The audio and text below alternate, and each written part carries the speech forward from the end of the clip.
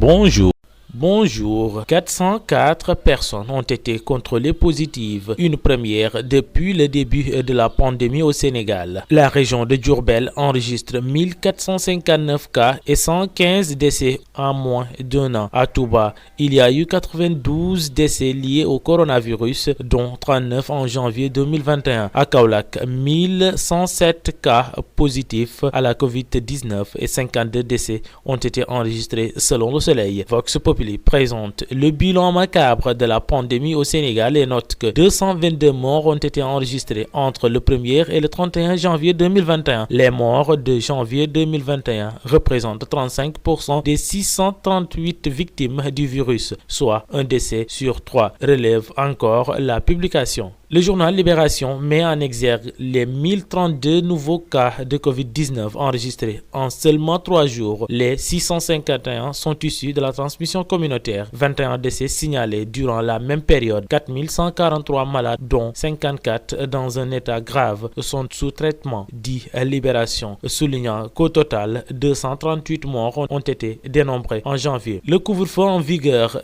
dans les régions de Dakar et Thiès n'a pas empêché une hausse des cas de contamination, selon la Tribune, ajoutant qu'au même moment, la mesure est en train d'augmenter le nombre de ménages touchés par la famine. Le quotidien Critique souligne le virus abat des records, allusion aux 404 nouvelles contaminations rapportées ce lundi par le ministère de la Santé. Les chiffres de l'évolution de la COVID-19 au Sénégal, révélés hier par le ministère de la Santé, donnent le tournis. La pandémie ne faiblit toujours pas et même à l'analyse des chiffres, la pandémie prend un virage mortel avec des cas de plus en plus nombreux et dispersés sur l'étendue du territoire, écrit la publication. Pour le quotidien Source A, maintenant, le doute n'est plus permis. Le Sénégal est assis sur une poudrière. Le système hospitalier, qui est confronté à une augmentation massive de l'hospitalisation, est au bord de l'asphyxie. Quant à Walfadjri, qui s'intéresse à la fortune des dirigeants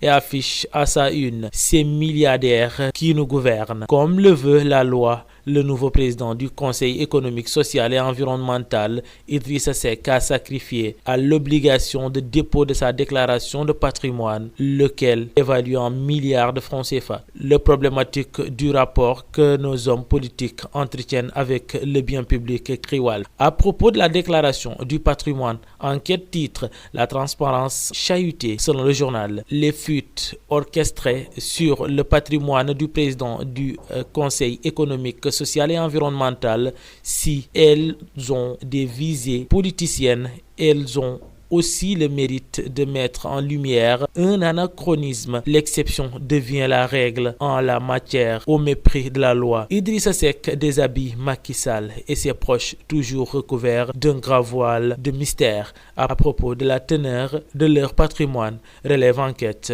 Pour terminer, le quotidien met en exergue l'affaire Aminata Lo, ancienne ministre placée sous mandat de dépôt ce lundi pour violation de couvre-feu, outrage à agent, usurpation de fonction. Elle sera jugée ce mercredi en compagnie de son frère devant le tribunal des flagrants délits de Dakar. À vos kiosques et bonne lecture.